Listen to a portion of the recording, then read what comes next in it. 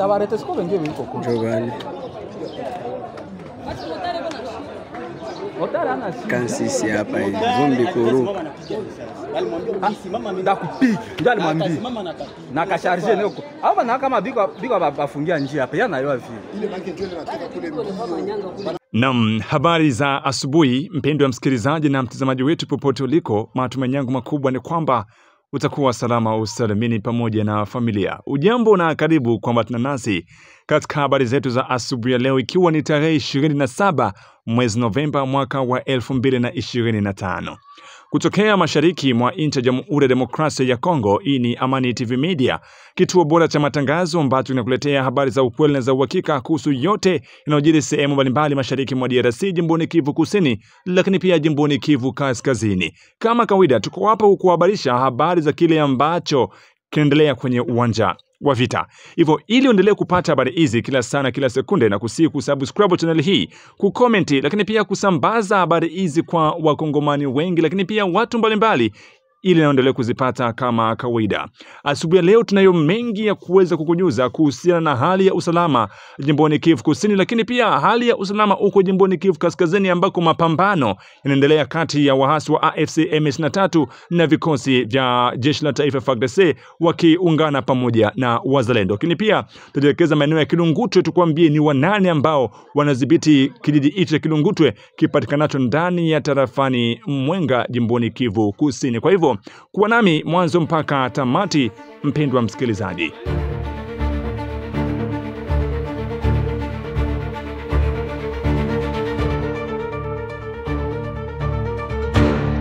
Naam, natumai ya kwamba uko salama usalimini popote ambako endelea kutusikiliza kwa muda na majira kama haya, na ndivyokuambia kwamba hizi ni habari zetu za asubuhi ya leo tarehe 27.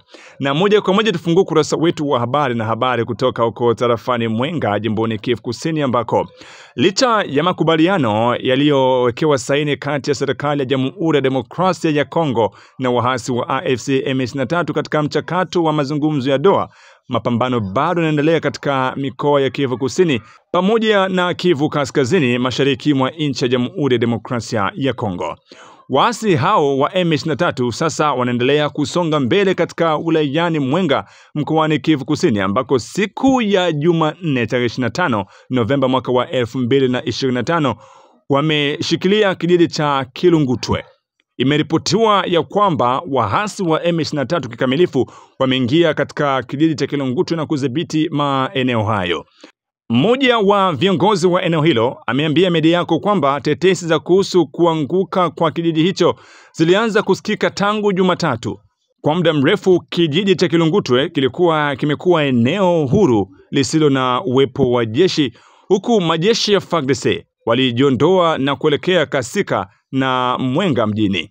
Aidha, jeshi la Burundi pia lililokuwa likionekana katika eneo hilo nalo lilirudi nyuma jioni ya tarehe 24 Novemba. Kwa sasa vikosi vya serikali vimerudi nyuma hadi Kasika ndani ya eneo la Mwenga, na taarifa kutoka kwa wakahaji zinathibitisha uwepo wa misururu mikubwa ya wanajeshi wanaokimbia kutoka kwenye uwanja wa mapambano. Chers amis, tuko na confirmation za mzuri sana. Kilungutwe ko tombe sai. Kilungutwe ko tombe. M23 déjà ina progresser Kilungutwe. Bishavuka déjà le kilalo. Parce que tulikuwa na motari pale, beko chomoka njia ya Burinyi. Motari ukapita njia ya Burinyi banachomoka pale. M23 na wakamata pale, naambia wakale pembeni kwanza. Angalia batapiga advance. Bale wenzetu wote kule chini wote besha kimbia kabisa, besha kimbia. Tuko na motari pale wenyewe. Ndio natupatia information sasa hivi iko naongea hapo. Sitasema tu motari mwenyewe na yo grupe. Kwa watu wenyewe wanajiona spendi. Lakini mimi niko president wa motari, niko sema niko mshist. Sasa kuvuka ile kilalo pale ndio wa soda kwanza wiko ya M23 Jean za Kilungutwe kotombe sai kotombe kabisa. Maelfu ya wakahaji wa vijiji vya Mulanga, Chieshero na Kuitwa Buluzi wamelazimika kuyahama makazi yao, wakilazimika kulala porini katika mazingira magumu kutokana na mapambano ambayo yanaendelea kati ya waasi na jeshi la serikali wakisaidiwa na wazalendo.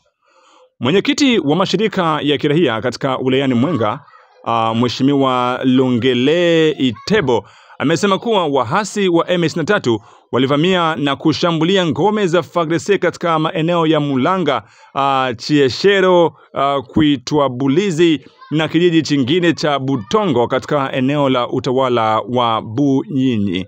Amesema mashambulizi hayo yamesababisha uhamaji mkubwa wa watu na kutokuwa na usalama katika maeneo hayo.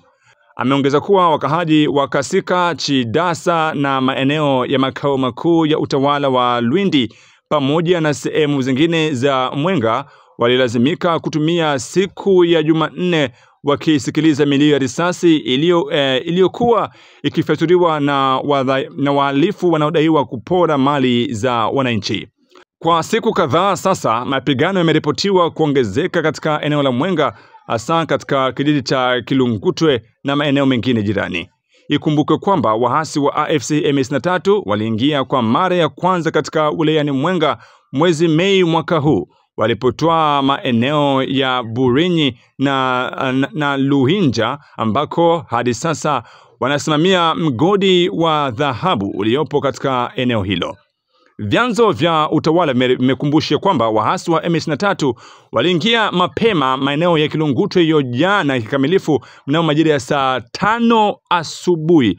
Hivyo mpendwa msikilizaji na mtazamaji wetu, hizi ni za moja kwa moja kutoka huko kwenye uwanja wa vita kuhusu hali inaendelea katika kijiji cha Kilungutwe ambako wazalendo pamoja na jeshi la taifa FARDC walijaribu kufanya kila liwezekanalo kudhibiti waasi kuto kuingia katika kijiji hicho, lakini ilishindikana. Hivyo majeshi ya FARDC walilazimika kurudi nyuma na kuacha njia na kuacha kijiji hicho chini ya udhibiti wa waasi wa M23. Kwa hivyo ikiwa kutakuwa na taarifa zingine mpya kuhusu kile ambacho kinaendelea maeneo hayo, basi moja kwa moja tutakuwa pamoja hapa kwa ajili ya kuweza kuletea taarifa kamili kuhusu kile ambacho kinaendelea. Lakini taarifa ambazo tuko nazo kwa sasa kutoka kwenye vyanzo vya kuaminika ni kwamba waasi wamechukua udhibiti wa maeneo hayo ya Kilungutwe.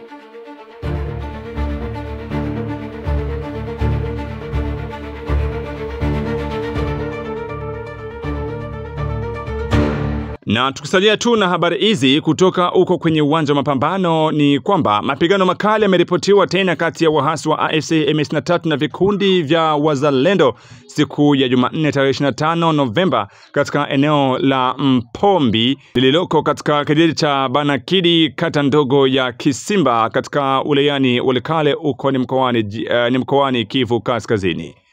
Kwa mujibu wa vyanzo vya ndani ambavyo vimezungumza nasi, waasi hao waliokuwa wakitokea Mpeti walijaribu kuzunguka na kupita pembeni mwa ngome za FARDC pamoja na wazalendo waliokuwa wakilinda barabara kuu ya Mpeti pamoja na Pinga. Lengo lao inadaiwa ilikuwa ni kuvamia kwa kushtukiza ngome za jeshi la taifa FARDC katika mji muhimu wa Mpinga ambao kwa miezi kadhaa umekuwa kitovu cha mvutano wa kijeshi. Hata hivyo, katika harakati zao za kuvuka mipaka ya ulinzi, wapiganaji wazalendo waliwadhibiti waasi hao katika eneo la Mpombi, na hapo ndipo mapigano makali kati ya pande hizo mbili yaliibuka. Mapigano hayo yaliendelea kwa masaa kadhaa na kusababisha tamruki kubwa miongoni mwa wakahaji wa maeneo jirani ambao wamelazimika kuyakimbia makazi yao kwenda sehemu salama zaidi. Baada ya siku nzima ya makabiliano ya nguvu, wazalendo wameripotiwa kufanikiwa kuwafurusha waasi wa AFC M23 na kuwarudisha nyuma kuelekea Mpeti ambao imekuwa ngome kuu ya waasi hao katika maeneo yanayozunguka mji wa Pinga. Hadi sasa kufikia jioni ya tarehe 25, taarifa zinaonyesha kwamba Mpombi na maeneo yake jirani bado yanadhibitiwa na wazalendo, huku hali ikiwa bado ni tete lakini ikitazamiwa kutulia taratibu. Ni kwa miezi kadhaa sasa waasi wa AFC M23 wamekuwa wakifanya mashambulizi ya kijeshi ili kutoa miji ya kimkakati ili kujaribu kuchukua udhibiti wa mji wa Pinga, lakini juhudi zao zinaendelea kugonga mwamba kufuatia uimara wa majeshi ya serikali FARDC yakisaidiwa na wapiganaji wanaojitolea wazalendo. Wakazi wa eneo hilo wanaendelea kuomba utulivu rejee, huku majeshi ya FARDC wakiongeza doria ili kuzuia mashambulizi ambayo yanatekelezwa na wahasi wa AFC M23.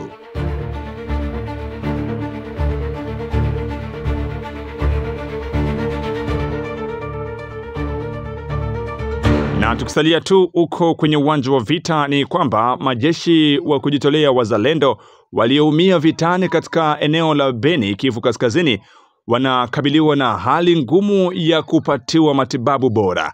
Baadhi yao wanaripoti kufukuzwa hospitalini kutokana na ukosefu wa matibabu na fedha, na mara nyingi wanalazimika kuchangisha ili kupata chakula.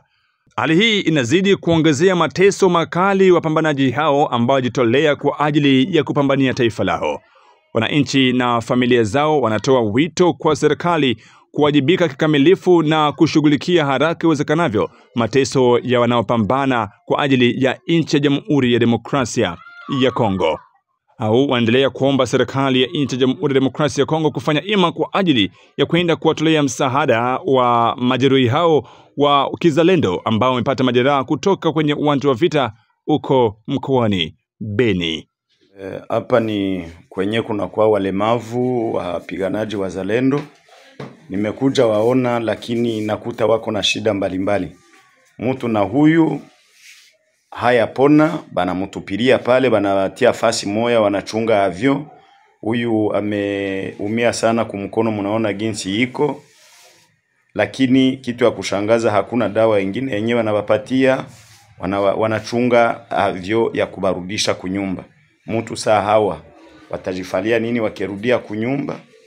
Hao watu watajifalia nini? Haiko kukata tamaa wapiganaji. Kijana huyu unaitwa nani? Bertin. Justin. Huyu kijana aliumia mumkono. Mumkono, naona jinsi mkono ilishakuwa, na aliumia, mnaona sura yake jinsi iko. Hawezi kula chakula. Wanampangia uji potage, lakini potage nayo imeisha. Hakuna tena chakula ingine. Watu vraiment tunaomba viongozi wa government kushughulikia hawa watu. Jinsi nilisema, watu ambao wanakuwa walemavu hawapashe watupililia hivi. Huyu kijana wewe unaitwa nani? Naitwa Bisimwa Janvier. Bisimwa Janvier, kutoka chama gani? Chama cha Korobo Sud Kivu kwa soka mike. Sud Kivu. Unasikia namna gani mwili? Nilivunjika mkono, hainyorokake hata. Hainyorokake, kisha unaona ukirudia kunyumba utaweza tumika kweli? Haiwezi tumika jua kuna nani, kuna nguvu ya mkono.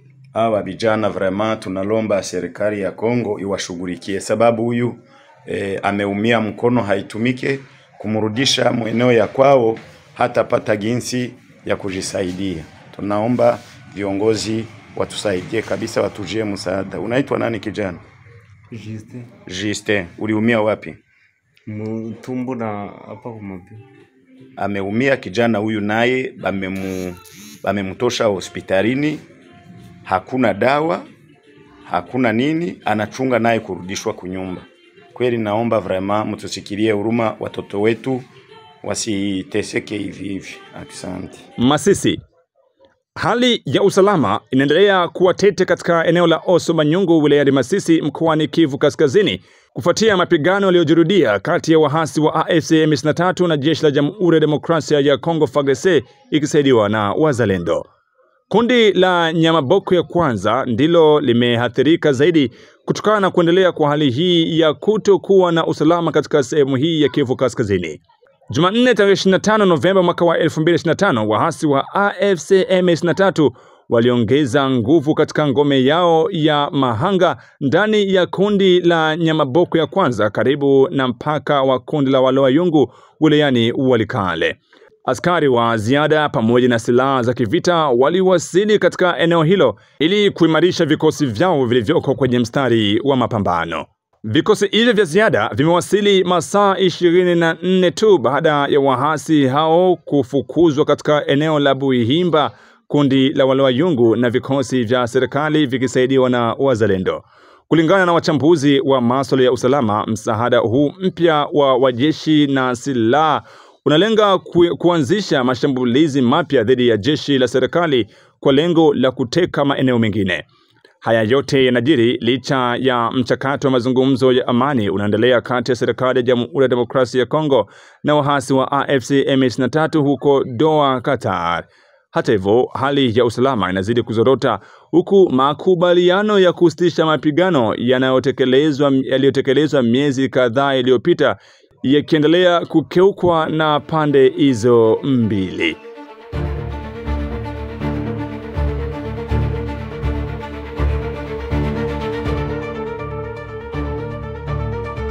Na mpendwa msikilizaji na mtazamaji wetu, ikiwa ni mara yako ya kwanza kujiunga nasi, fahamu ya kwamba endelea kusikiza taarifa ya habari katika lugha tukufu la Kiswahili kutoka Amani TV Media, na kusubscribe, kucomment, lakini pia kusambaza habari zetu kwa walio wengi zaidi. Habari hizi tunazipata moja kwa moja kupitia mtandao wa kijamii. Ukiandika tu Amani TV Media, basi hapo utakuwa wa kwanza kujiunga nasi kwa kila habari ambayo tutakuwa tunapeperusha hewani. Na sasa tamatisha taarifa yetu ya habari na habari semazo kuwa vikosi vya ulinzi vya Jamhuri ya Demokrasia ya Kongo FARDC pamoja na jeshi la Uganda UPDF vilianzisha operesheni ya pamoja mwishoni mwa wiki dhidi ya waasi wa ADF katika eneo la Mombasa na Irumu mkoani Ituri.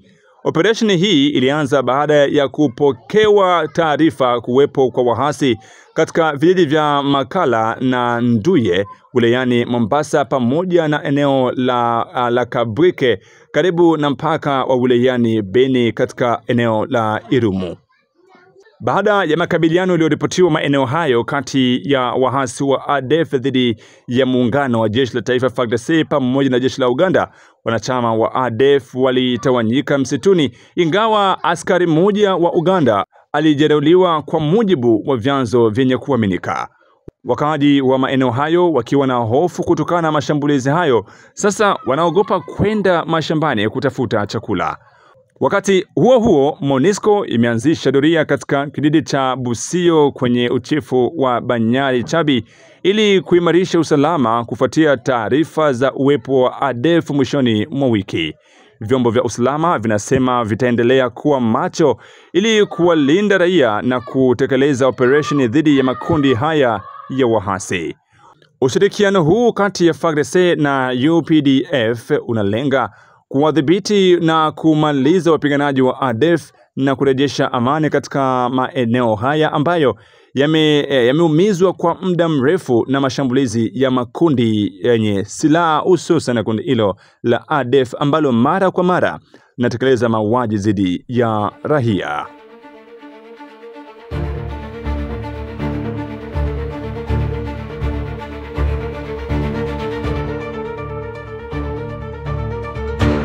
Na mpendwa msikilizaji na mtazamaji wetu, na hapo ndipo tunaweka nukta katika habari zetu za asubuhi ya leo. Ulikuwa nami Ramsey Ramadhani. Kwenye komenti unaweza kutuandikia unatufuata kutoka nchi gani, lakini pia unaweza ukatujuza hali ya usalama uko ambako unapatikana. Na kuaga tu kusema bye bye, tukutane tena katika taarifa zetu za hapo baadaye. Kila laheri, chao.